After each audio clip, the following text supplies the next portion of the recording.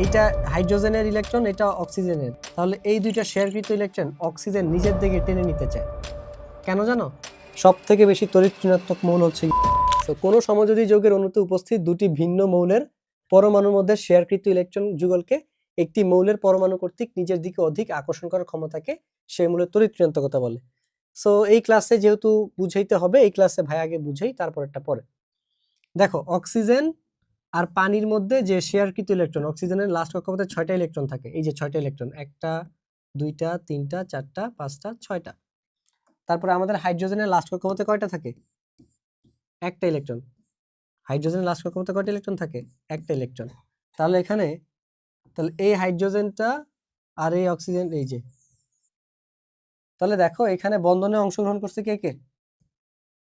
এই যে এই দুইটা ইলেকট্রন বন্ধনে অংশগ্রহণ করছে না? তাহলে এই যে এইটা হাইড্রোজেনের ইলেকট্রন, এটা অক্সিজেনের, এটা অক্সিজেনের, এটা হাইড্রোজেনের। তাহলে এই দুইটা শেয়ারকৃত ইলেকট্রন অক্সিজেন নিজের দিকে টেনে নিতে চায়। কেন জানো? কারণ ওর তড়িৎ ঋণাত্মকতার মান বেশি। হাইড্রোজেনের 2.1, অক্সিজেনের 3.44, এরকম একটা মান আর কি। তো যেহেতু ওর তড়িৎ ঋণাত্মকতার মান বেশি, তাই এই যে বন্ধনের যে ইলেকট্রনগুলো আছে, শেয়ারকৃত ইলেকট্রন, এগুলো নিজের দিকে টেনে নিতে চায়। এই যে নিজের দিকে টেনে নিতে চাওয়ার যে ক্ষমতা বা প্রবণতা, এটাকে তড়িৎ ঋণাত্মকতা বলে। তো সেম কাজ হয় অ্যামোনিয়াতেও। নাইট্রোজেনের তড়িৎ ঋণাত্মকতা বেশি কম্পারেটিভলি, তাই একটু টেনে নিতে চায় ওইদিকে। যদিও অনেক পার্থক্য হইলে সেটা ভিজিবল হয়, এই জন্য পানি ডাইপোল হয়।